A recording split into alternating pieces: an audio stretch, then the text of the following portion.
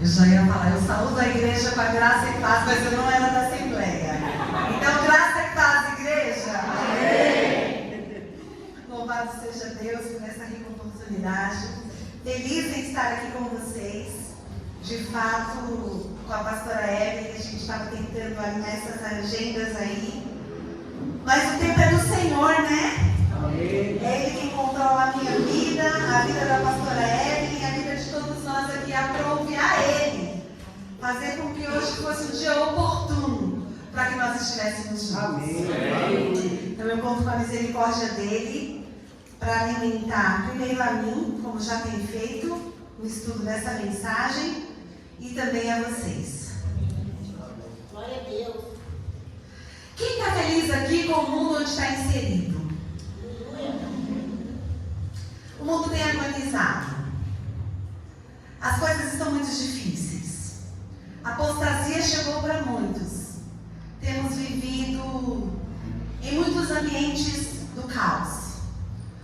O pecado ele tem dominado em várias esferas da sociedade. Está na política, está nas escolas, está na nossa vizinhança. E o mais triste, ele tem dominado em grande parte das igrejas, que se dizem ser de Cristo, mas que no fundo a gente sabe que elas não são. A maldade já não está mais intrínseca. Ninguém tem mais a preocupação em esconder as suas ações maldosas. A maldade ela está estampada, ela está na nossa cara. E nós, enquanto igrejas de Cristo, se nós não estivermos sentindo a dor deste mundo agonizando, é porque nós estamos distraídos. Nós estamos muito distraídos. O tema de hoje que eu trago para vocês é o arrependimento verdadeiro, que traz a restauração. Eu fui um pouco relutante com o Senhor, porque Ele me levou para um livro de um profeta que eu admiro muito, mas que eu acho muito difícil. Eu sou seminarista pela misericórdia do Senhor, mas por falta de tempo também eu faço só uma matéria por semestre e é uma luta, irmãos. Mas eu estou ali, remando, amém? E Ele me levou a meditar e trazer a mensagem para vocês no livro de Oséias. Então, em nome de Jesus, vamos abrir lá em Oséias. Oséias é um dos profetas menores do Reino do Norte, no Antigo Testamento.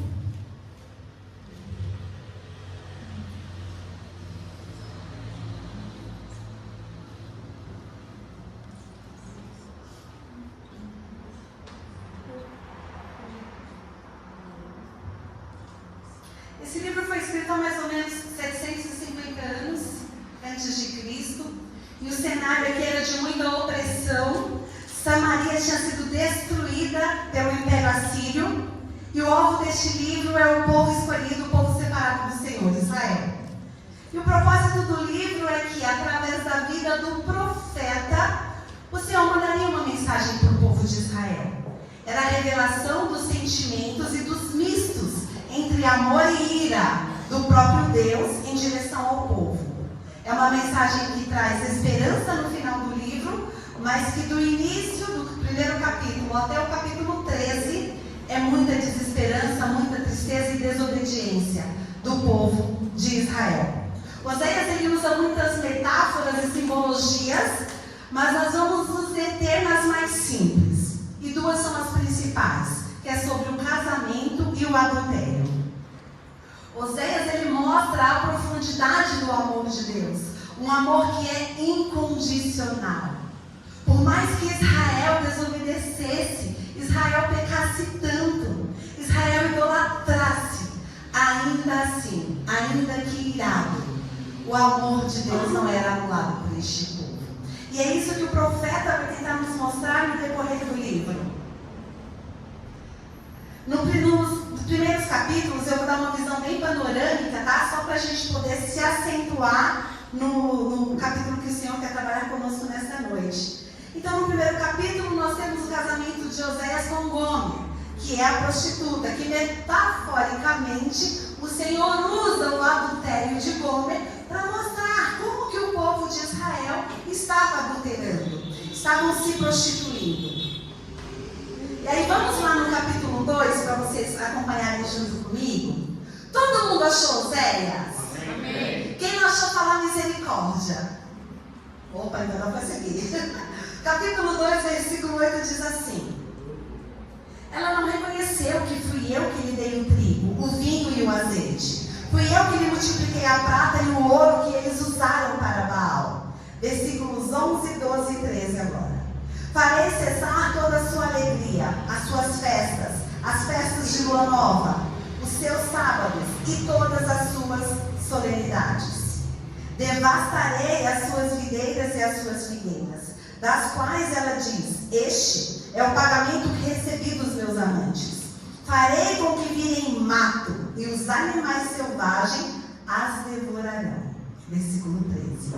Eu a castigarei pelos dias dos Baalins, nos quais lhes queimou incenso, e se enfeitou com os seus pendentes e com as suas joias, e andou atrás de seus amantes, mas de mim se esqueceu, diz o Senhor.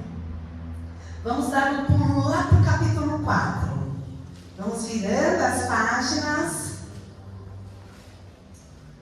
No capítulo 4, nós temos a acusação sobre o povo, mas não só sobre o povo, mas sobre a liderança desse povo também.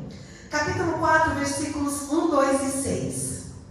Não há verdade nem amor, nem conhecimento de Deus na terra, mas apenas juramento falso, mentira e assassinato, roubo e adultério. Há violência e homicídios sobre homicídios. O meu povo está sendo destruído, pois lhe falta o conhecimento. E eu louvo a Deus por essa igreja e pela igreja onde eu congrego, porque nós temos líderes que se preocupam em trazer para nós a sã doutrina. São líderes que estão baseados e fundamentados na santa palavra do Senhor. Diferentemente dos líderes dessa época, que estavam se prostituindo. E como um líder está prostituindo, o que será que vai ser dos liderados? Então Deus também acusa esse povo aqui no capítulo 4. E agora vamos dar um pulo lá para o 5, onde vem a sentença. Versículos 3, 4, 5 e 15 do capítulo 5. Eu conheço Efraim e Israel não me está oculto.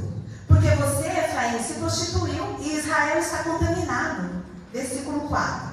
O que eles fazem não lhes permitem voltar para o seu Deus, porque um espírito de prostituição está no meio deles e não conhecem o Senhor. Versículo 5. A arrogância de Israel abertamente dá testemunho contra eles. Israel e Efraim cairão por causa da sua iniquidade, e Judá cairá juntamente com eles. Versículo 15. Irei e voltarei para o meu lugar, até que se reconheçam culpados e busquem a minha face. Estando angustiados, eles me buscarão ansiosamente. E o Senhor se sentiu abandonado e traído pelo teu povo, e aqui deu a sentença. Ok, eu estou aqui, eu estou cuidando, eu estou chamando a atenção para que eles voltem para mim, mas eles têm me ignorado. Então eu vou tirar a minha face desse povo. E aí a gente conhece bem a história. O Senhor se oculta deles, e aí Israel vai exilado pelo Império Assírio. Começa então a escravidão do povo. Versículos, no capítulo 6, nós vamos explorar o versículo 1, 2 e 3. Venham e voltemos para o Senhor, porque Ele nos despedaçou, mas vai curar. Ele nos feriu, mas vai atar as feridas. Depois de 2 dias nos dará vida. Ao 3º dia nos ressuscitará e viveremos diante dele. Opa! Então eles começaram a experimentar a mão forte do Senhor. E aí, calma, espera, não dá mais para contar com a Síria. Estamos sendo escravizados. Então vamos nos voltar para o Senhor. Um jogo de interesse. Por que os dias estão tão pesados? A palavra do Senhor disse que cada dia trará contigo o seu próprio mal. Mas por que muitos de nós estamos vivendo uma sucessão de dias maus? Por que o mundo tem sido tão assolado? Tem sido tão angustiado? Nós tivemos uma reportagem, não sei se vocês acompanharam, que uma menina de 15 anos, 15 ou 17 anos, desculpa, não vou saber ao certo agora, mas ela estava internada na UTI e descobriram que o próprio pai abusava sexualmente dela na UTI. Gente, que mente é essa? Quem tem dominado? O pecado tem trazido muitas consequências sobre nós. Ah, irmã, mas nós somos os justos. Mas até o grande dia os justos sofrerão junto com os ímpios.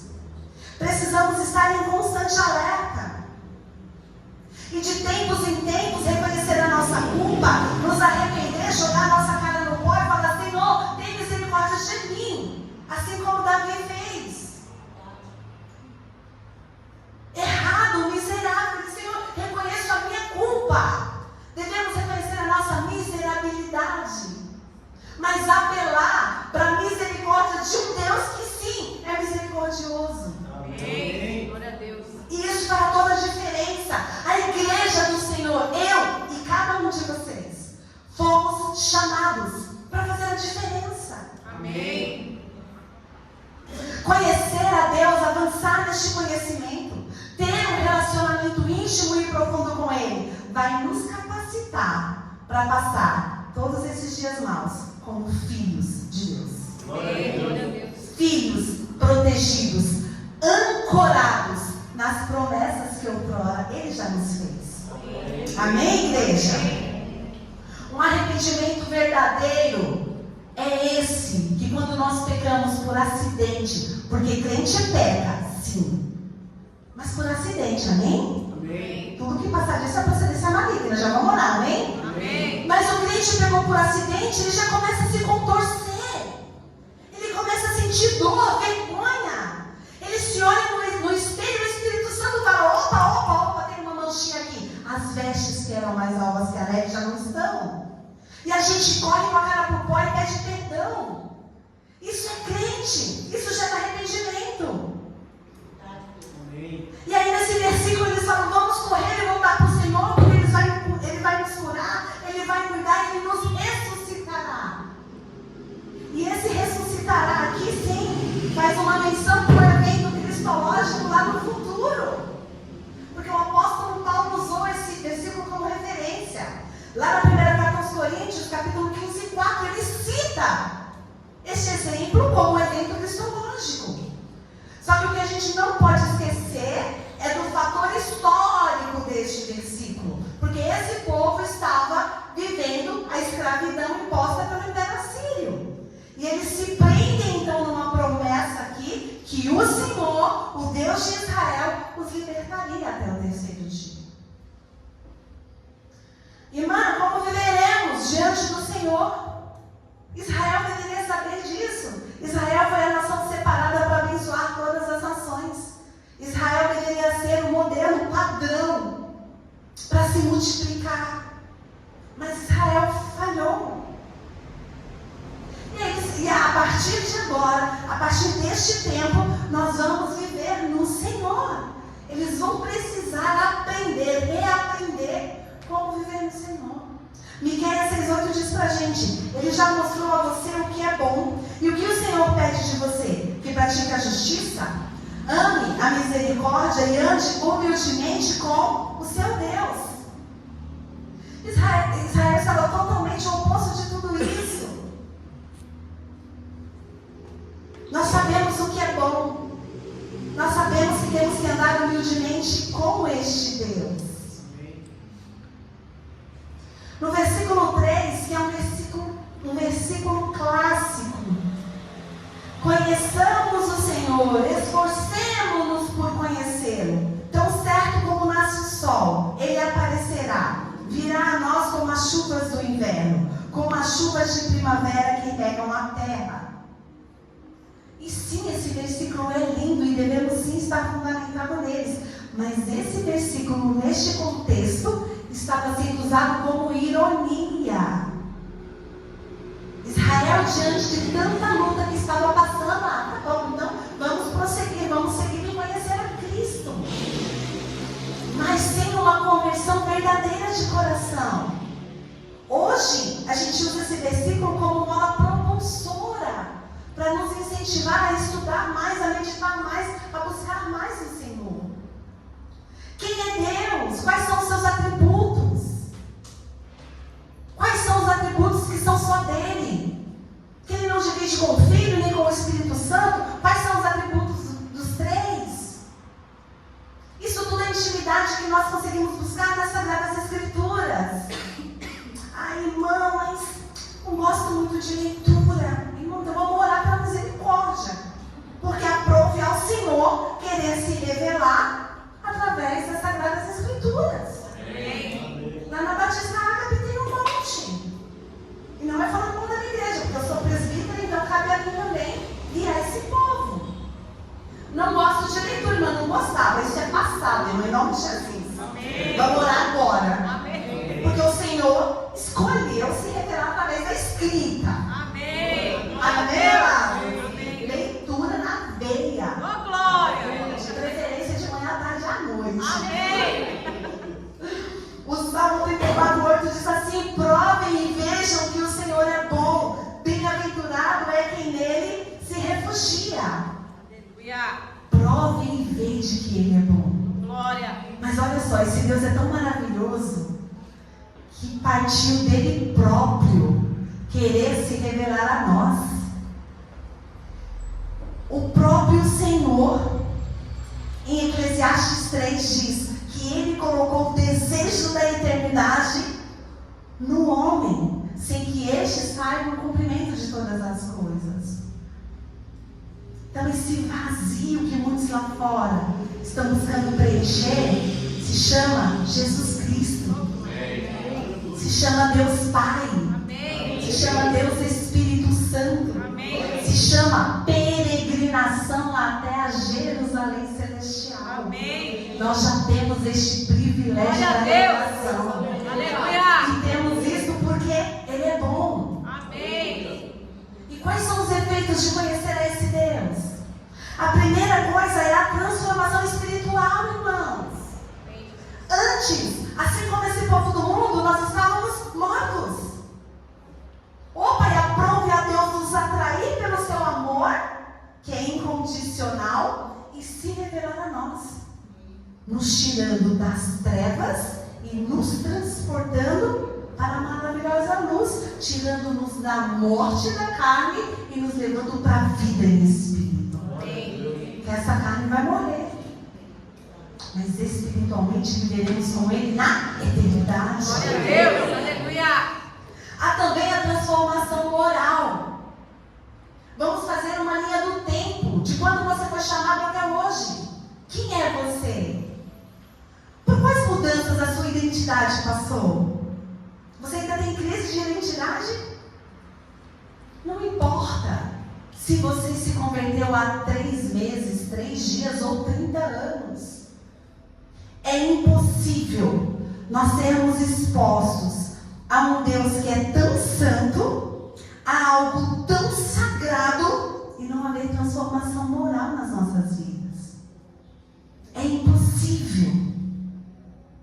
É impossível seguirmos no mesmo estado. A ousadia, quando você conhece esse Deus, para agir em prol do reino. A ousadia para você colocar a sua mão na cabeça do endemoniado e fazer aquele demônio sair no nome de nosso Senhor Jesus. Glória a Deus. A ousadia para você orar por uma cura e Ele, por misericórdia do enfermo, curar. A ousadia para quando Ele não quiser curar, para cuidar da sua identidade, para que não haja arrogância em você, para você falar assim: Ele é Deus, e se Ele fizer, Ele vai continuar sendo Deus. Mas e se Ele não fizer?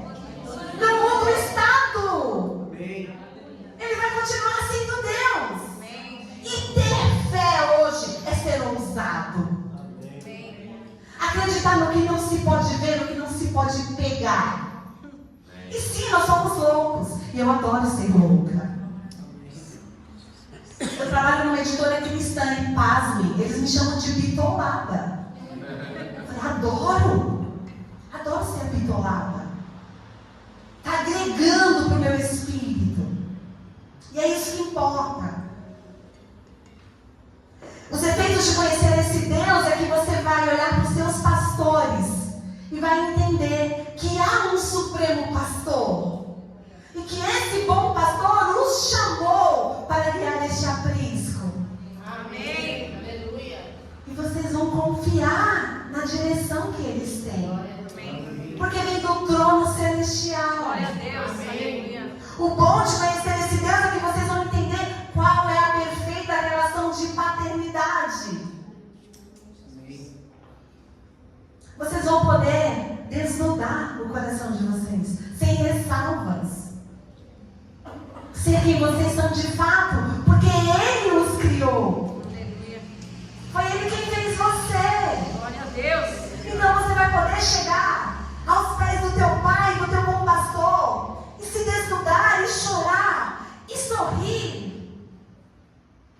E sem ressalvas falar para Ele, Senhor, tem misericórdia, porque eu não aguento mais. Então, caraca, Deus, eu não sabia que eu ia conseguir isso. Sim, ser louca, ser verdadeira, ser você aos pés do seu pai. Sem críticas.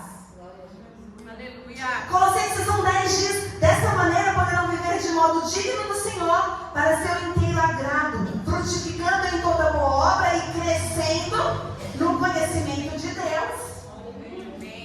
Daniel 11:32. Quem era Daniel, gente? Orava de manhã, tarde à noite. Hashtag fica a dica para nós. Daniel 11:32. Com lisonjas perverterá aqueles que violaram a aliança, mas o povo que conhece seu Deus se tornará forte e ativo. Amém. Tem alguém nativo aqui nessa igreja?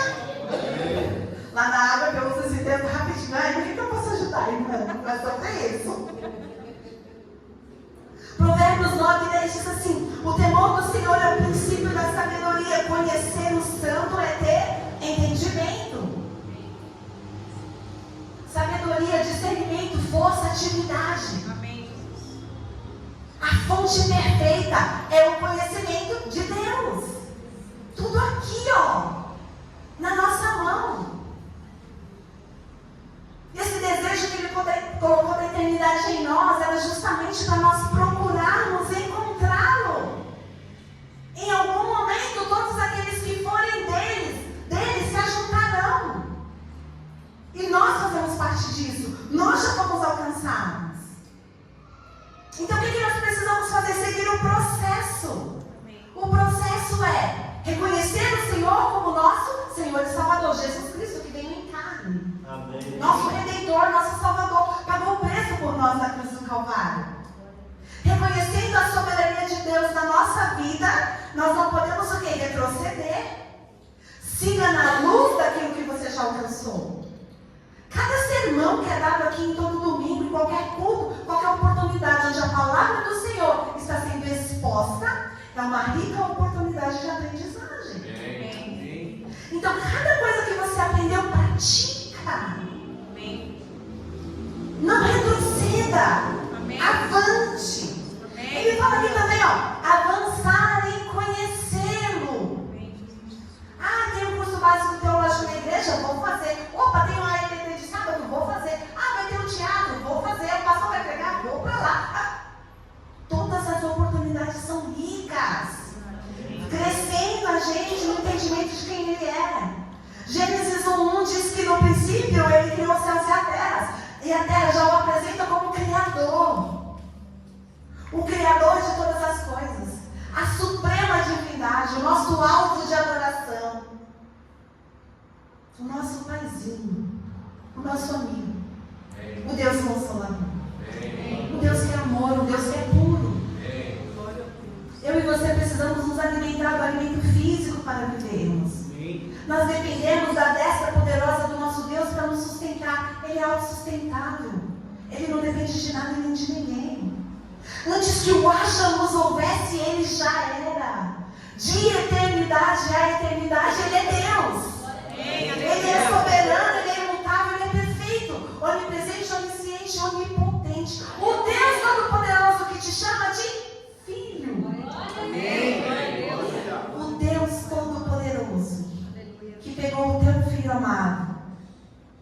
para morrer no nosso lugar.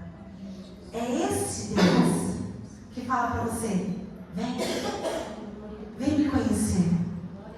E a nossa alma anseia por isso. A nossa alma ama conhecer mais a Deus. A nossa alma grita pelo conhecimento de Deus. Ela precisa desse conhecimento de Deus para sobreviver neste mundo hostil. Porque senão ela é dominada. Porque a carne grita. Há uma briga constante entre carne e espírito. Vencerá aquele que você alimentar mais. Não tem alternativa. E por mais que a gente progrida no conhecimento de quem é esse Deus, ele nunca vai se esgotar. Quanto mais você conhecer, ele vai falar: nossa, legal que você chegou até aqui, vem que eu tenho mais. E aí você vai e conhece um pouco mais. Está lá no calcanhar. Ele fala: vem cá, agora eu vou te levar no joelho. Glória a Deus, E aí aleluia. você vai na confiança e você ganha mais. E você anda naquilo que você já alcançou. E ele: ótimo que você chegou até aqui, agora vem mais. Oh, aleluia. Mais um pouco, eu tenho mais para você. E aí você mergulha confiando nesse Deus. E ele vai falar para você: está no lombo. Vem que eu tenho mais. E nunca se esgota. Até que seja dia perfeito para que ele volte. Aleluia. E nós mergulharemos. Amém. Um corpo glorioso. Glória a Deus, aleluia. Pode vir. Dá até vontade de chorar porque é lindo. Amém. Glória a Deus. Vem, porque a minha fonte de vida para você é inesgotável. O Salmo 19:1 diz assim: os céus proclamam a glória de Deus e o firmamento anuncia as obras das tuas mãos. Até para o ímpio, ele deu a capacidade de entender que Deus existe. Os céus revelam que há um Deus. O conhecimento de Deus gera o arrependimento. Mas, infelizmente, o arrependimento, que é uma arma poderosíssima para os salvos, tem muitas pessoas que estão tendo, assim como Israel, o arrependimento fingido. E se há o arrependimento fingido, nós não vamos alcançar o perdão. Nós não vamos alcançar a verdadeira restauração. Israel continuou pecando. Ele transgrediu a aliança. E o próprio Deus diz: eles estão nesse lamaçal. Eles estão atolados em pecado. E não há um único que clama pelo meu nome, que invoque pelo meu socorro. Mas o livro de Oséias, ele não fala só sobre os pecados de Israel, sobre a desobediência, a infidelidade. O livro encerra falando sobre as promessas deste Deus para esse povo. Lá no capítulo 14, por favor, igreja, e aí a gente fecha na meditação no capítulo 14. No versículo 1 diz assim: Israel, volte para o Senhor seu Deus, porque você caiu por causa dos seus pecados. Então o próprio Deus, que outrora tinha sido ignorado, traído, rejeitado, aprove a ele ter a iniciativa de convocar este povo para o arrependimento.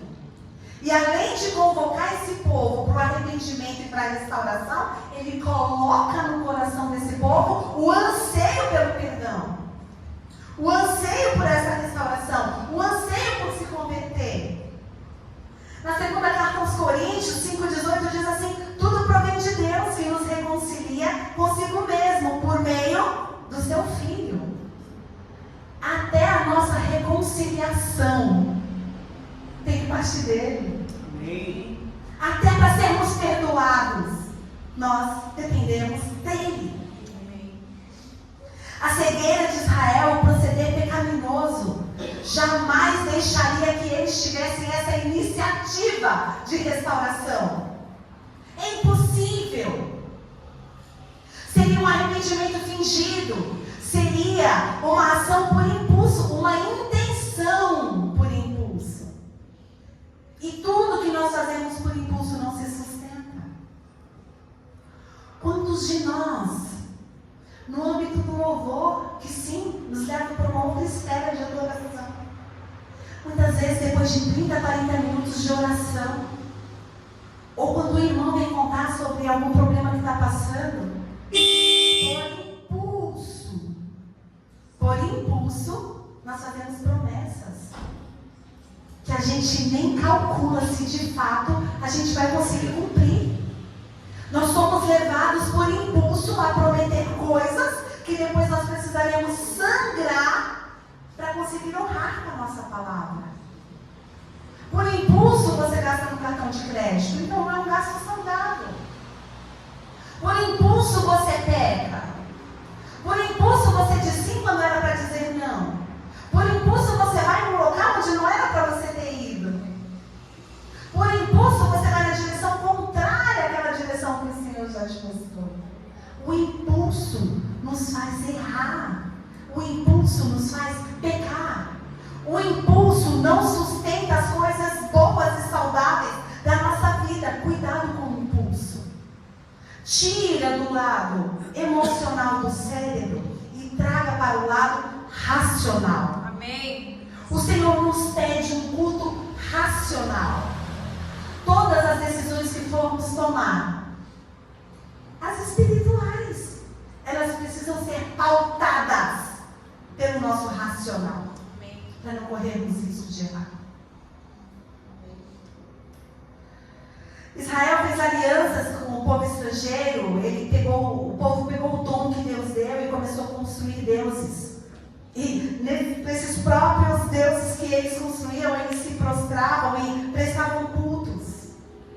E por conta dessa sequência de pecados e dessa idolatria descabida, Israel caiu. Houve a sua queda. Queda política, queda moral, queda espiritual, que é a pior de todas elas. A restauração desse relacionamento, então, só poderia partir do próprio Deus. E Deus quer. O que Deus mais quer é que estejamos, ligados com Ele. Amém. Fomos enxertados na videira verdadeira. E precisamos dar frutos. Amém. E para dar frutos, precisamos estar, conectados, ligados nele. Amém. Deus sempre vai trabalhar em prol disso. Deus sempre vai trabalhar em prol do nosso arrependimento quando errarmos. Olhando para nós hoje, precisamos também fazer uma análise, porque Israel achava que estava com a bola toda. De onde será que Deus está nos chamando? De onde será que Deus está tentando nos tirar? Qual tipo de pecado que a gente acha que já deixou de ser pecado? Que muitos chamam de pecado de estimação. Onde esse pecado está te colocando? Precisamos analisar se nós estamos sendo escravizados por pecados que muitas vezes estão ocultos a nós. Às vezes por falta de atenção, por falta de oração, por falta de discernimento, não importa. Mas precisamos analisar e clamar pela misericórdia do Pai. Senhor, me ajuda a enxergar aquilo que eu não estou vendo. Pode me expor, Pai, me exponha para a cura. Amém. Me exponha para a libertação. Amém, Jesus. E Ele vai fazer. Amém. Versículos 2 e 3 diz assim: tragam palavras de arrependimento e convertam-se ao Senhor, dizendo: perdoa toda a nossa iniquidade, aceita o que é bom, e em vez de novilhos, os sacrifícios dos nossos lábios. A Assíria não nos salvará, não iremos montados em cavalos, e não mais diremos às obras das nossas mãos que elas são o nosso Deus, porque só em ti o órfão encontra misericórdia. Israel aqui estava nesse contexto de ingratidão, mentiras, idolatria, prostituição, embriaguez. E o convite aqui que o Senhor está fazendo através de Oséias é: ei, saia dessas práticas que o diabo gosta e venha fazer as práticas, as obras que o seu Deus aprova. Saia das trevas e venha para a luz. Eu estou te chamando ao arrependimento. E até as palavras para que Israel peça perdão está sendo dada pelo próprio Deus. Por quê? Porque muitas vezes, e na maioria delas, o nosso pedido de perdão tem que ser específico.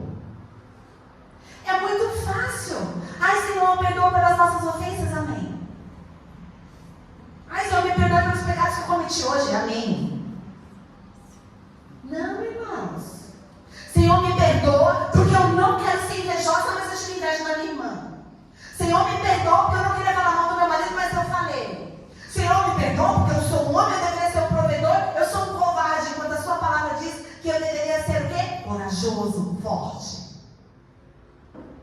Senhor, me perdoa porque eu tenho o vício da mentira. Eu achava que já estava liberta, mas eu caí de novo. Pai, em nome de Jesus, me perdoa. É um coração assim rasgado que o Senhor deseja. É esse que Ele quer. Porque enquanto nós estivermos maquiando, não haverá libertação. Não haverá restauração, não haverá cura.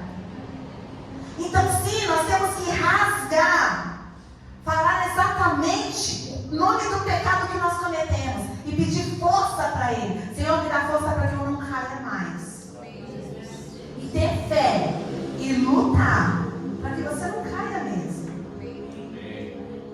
E há algumas condições para essa restauração, irmãos. A primeira delas é o arrependimento e a conversão. A mudança de rota, a mudança de mente. A mudança de vontade. A mudança de hábito.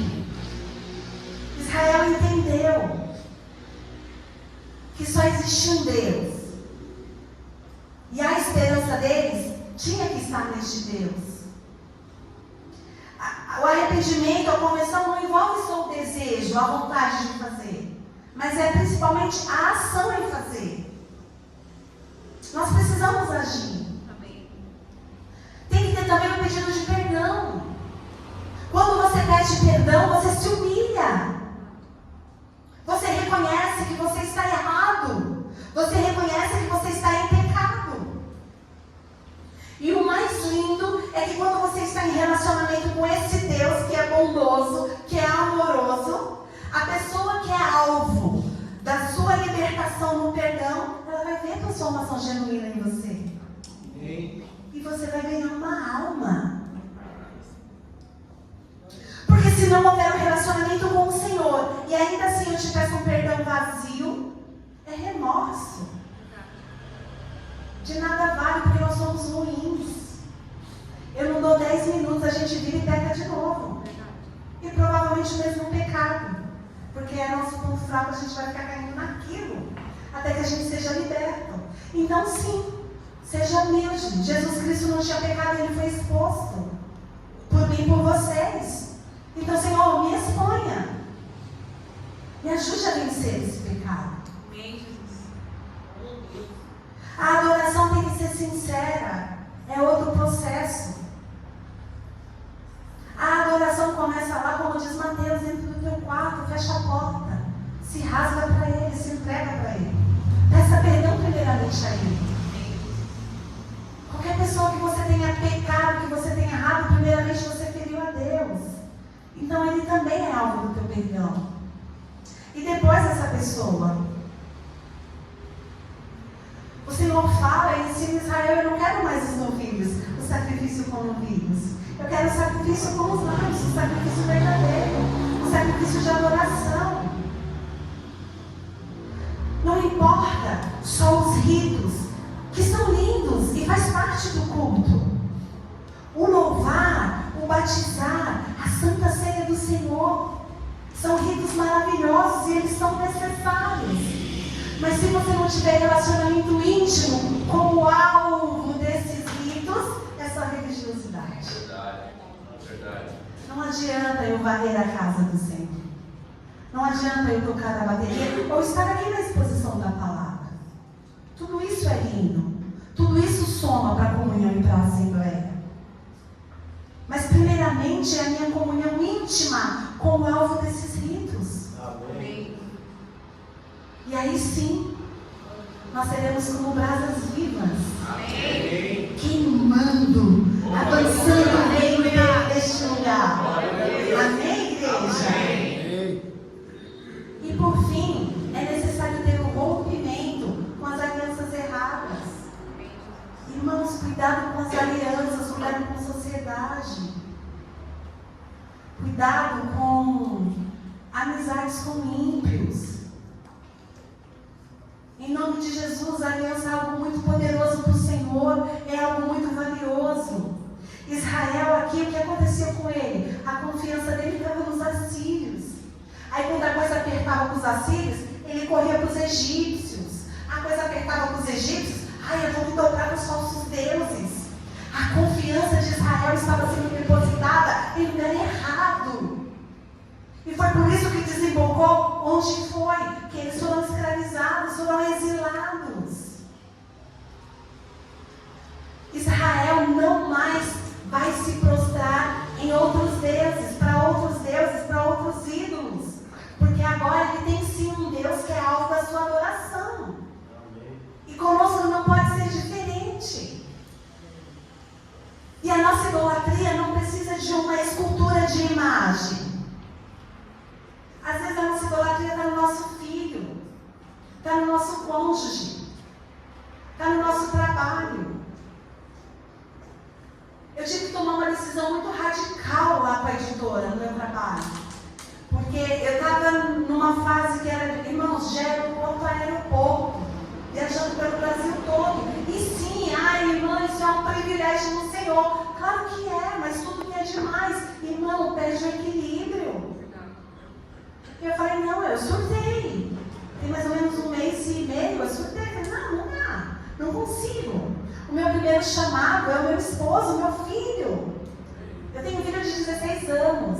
Ele não está em casa porque está em férias, senão ele estaria aqui conosco. Mas quais são os pilares fundamentais da nossa vida?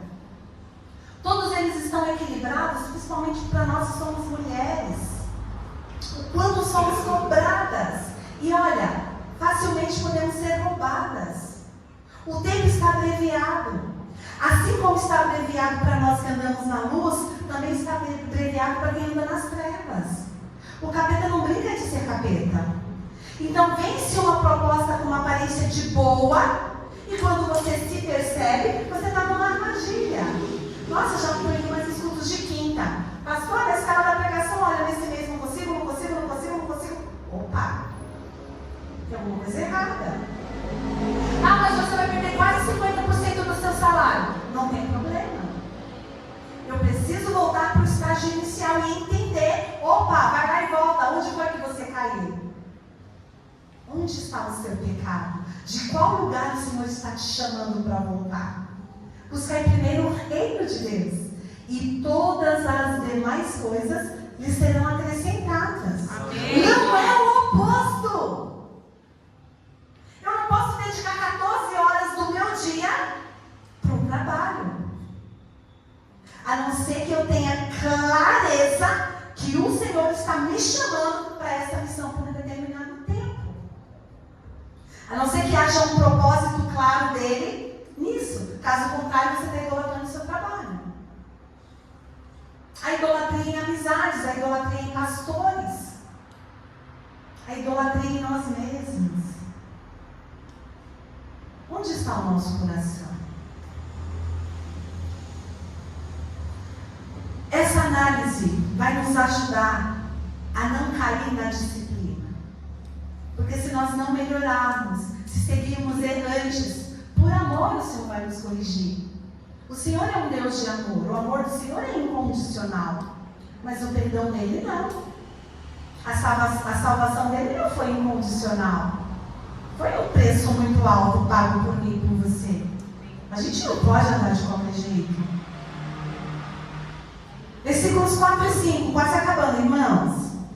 Vou curar a rebeldia deles, vou amá-los de boa vontade, porque a minha ira se afastou deles. Serei para Israel como orvalho, ele florescerá como lírio e lançará as suas raízes como o cedro do Líbano.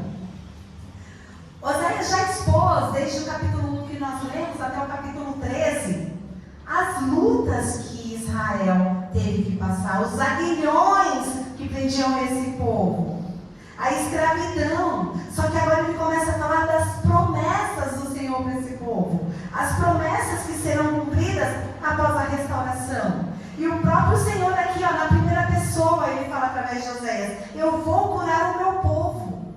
Vai curar da rebeldia, da infidelidade. Porque Israel por si só não conseguiria se curar. Era necessária a intervenção de Deus. Deus aqui diz: eu vou amá-los incondicionalmente. E entendam, este amor também foi estendido para nós. Amém. Ele nos ama incondicionalmente. E nem Freud explica, ninguém explica. Para quem é mãe, a gente consegue chegar um pouquinho mais próximo de entender o que é esse amor.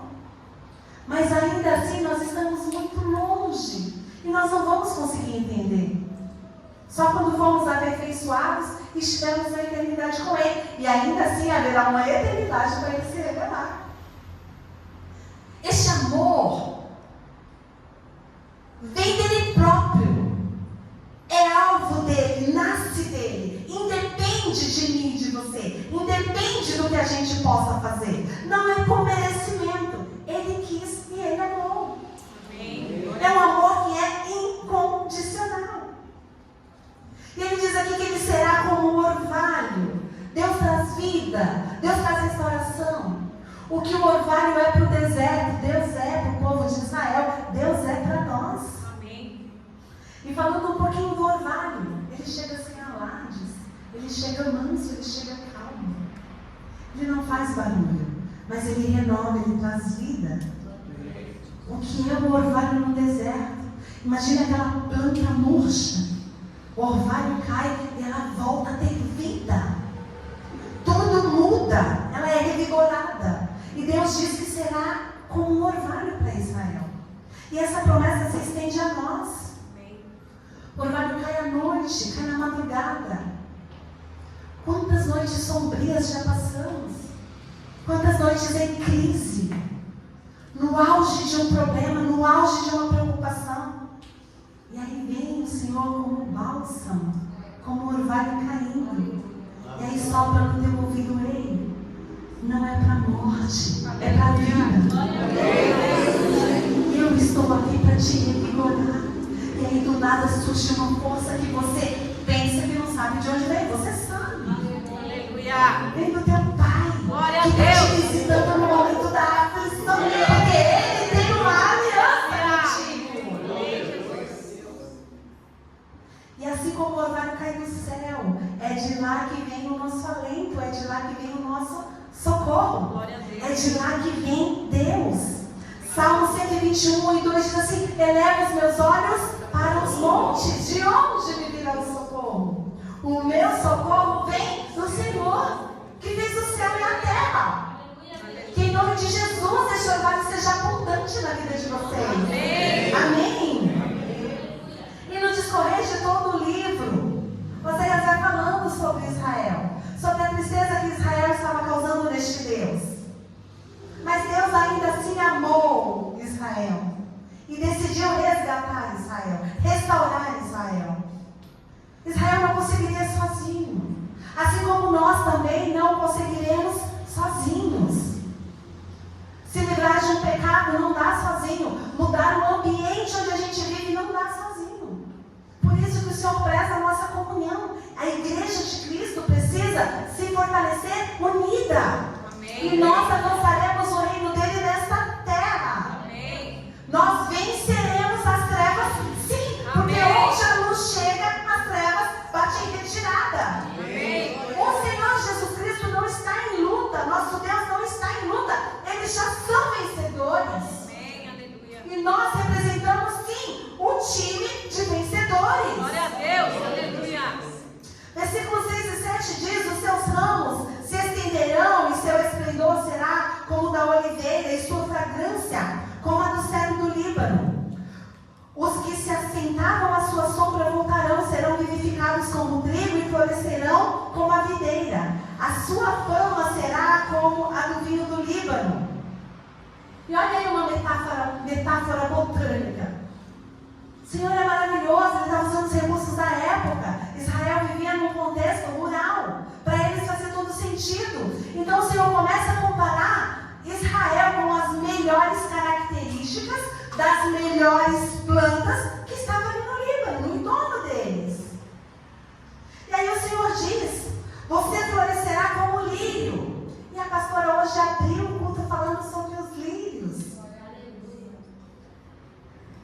O lírio, além dele ser puro, além dele ser belo, ele é uma das plantas mais produtivas que existe. Eu não sabia dessa informação, mas eu pesquisei um pouquinho. Diz que uma única raiz de um lírio é capaz de produzir até 50 bulbos, que é aquela ramificação com a flor. E o Senhor fala que você será como um lírio, banhado pela presença do Senhor. Você vai ser puro. Amém. Ele diz que você lançará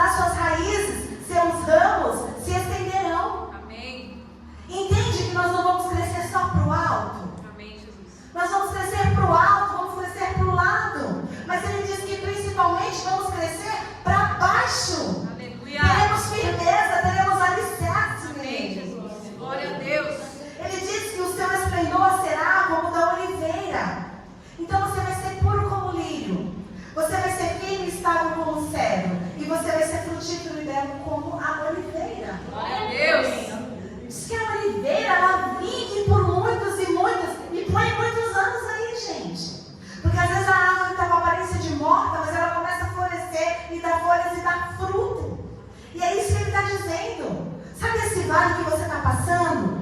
Não é para você andar cabisbaixo. Levanta a sua postura. Amém. Renove as suas forças. Eu já te disse que não é para a morte, é para a vida. Amém. Aleluia. Não é para andar cabisbaixo em Cristo. Você já é mais que vencedor. Glória a Deus. Se porte como um vencedor. Amém. A alegria do Senhor é a nossa força. No dia da angústia, se você te mostrar fraco, você será fraco. Verdade. Oi, irmã, está passando pela prova toda, mas eu estou dando? Glória a Deus. Glória a Deus. E ele diz ainda que nós seremos como fragrância, como o cedro do Líbano. O Líbano tem densas florestas. E o cheiro que saía de lá é uma fragrância maravilhosa. Cantares 4:11 diz assim: e o cheiro dos seus vestidos é como o cheiro do Líbano. É referência ao bom perfume de Cristo, que nós exalamos quando estamos nele. Aleluia. E os que assentavam à sombra agora voltarão, porque Israel, como já falaram, foi separado para ser uma nação modelo.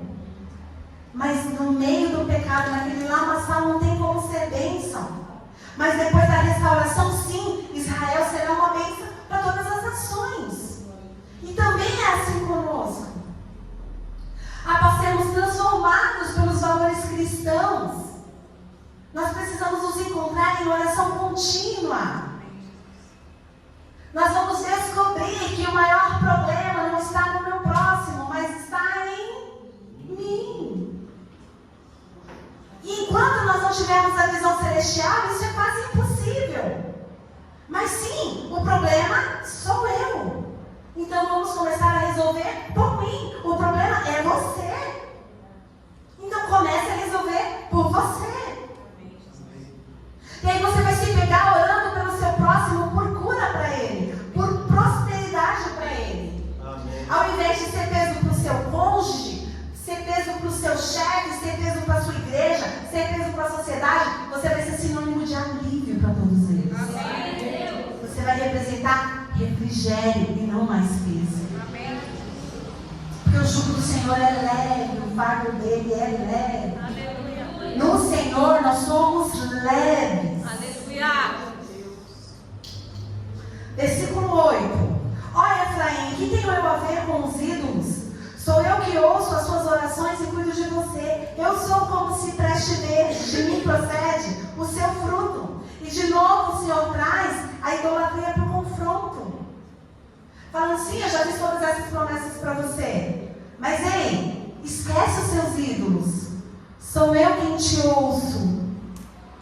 Sou eu quem cuido de você. Nos seus momentos de aflições, nas suas angústias da noite, a quem você clamará? Ele está deixando bem claro aqui. Me invoque, porque eu sou o seu Deus. Salmo 50:15 diz: invoque-me no dia da tua angústia, eu o livrarei e você me glorificará. A questão é que muitos de nós estamos sim, invocando o nome do Senhor. E olha, glória a Deus, o livramento vem. Mas é a terceira parte. Por que os feitos comuns do Senhor estão ficando no oculto? Porque nós estamos deixando de glorificá-lo. Hoje o irmão falou de um livramento que aos olhos dele foi um livramento besta. No momento de reunião, de oração que a gente estava tendo no presbitério. Eu falei, não, irmão. O livramento de uma gripe não é besta. É um ato do Senhor. E sim, ele precisa ser glorificado. Amém. E o versículo 9, finalizando. Quem é sábio que entende essas coisas? Quem é inteligente que as compreenda? Porque os caminhos do Senhor são retos, e os justos andarão neles, mas os transgressores neles cairão. E isso me levou a meditar lá em Deuteronômio, Moisés 30:19, que diz assim: hoje tomo o céu e a terra por testemunhas contra vocês, que lhes propus a vida e a morte, a bênção e a maldição. Escolham, pois, a vida, para que vivam vocês e os seus descendentes. Diante de uma exposição dessa, diante de uma palavra dessa, e Oséias pode falar com toda e qualquer autoridade, porque Deus pegou a vida de Oséias para fazer dela uma mensagem para o povo de Israel e para nós. E ele diz, diante dessas duas opções que eu te dou, qual que você vai escolher? A vida ou a morte? Porque os caminhos do Senhor conduzem a sabedoria e a prudência. Então o sábio e o prudente, ele vai ouvir e vai praticar. Ele vai olhar para uma mensagem como essa e vai falar assim, ó, qual que é a porção que cabe para a minha vida? O que eu posso trazer de prática para mim? Agora o transgressor, por mais que ele seja exposto a uma mensagem como essa, ele vai ignorá-la. E aí de tudo isso que eu falei, se vocês guardarem as duas últimas frases, que é agora para finalizar, eu já vou me dar por contente do Senhor. Meus irmãos, não deixem o pecado prosperar na vida de vocês. Amém. Mas cuidem para que o amor de Deus prospere. Amém. Porque Maranata em breve ele vem. Amém, igreja? Louvado seja Deus, vamos orar? Pai, te louvamos gratos, Deus, por quem o Senhor é. Obrigada pela porção dessa noite, Senhor. Que em nome de Jesus, Pai, o teu Espírito Santo tenha encontrado solo fértil nesta casa, Pai. A começar por mim, Pai. Que em nome de Jesus, as sementes lançadas, Pai, te tragam crescimento de 1, de 10, de 100, de 1000, Pai, conforme lhe apraz, Senhor.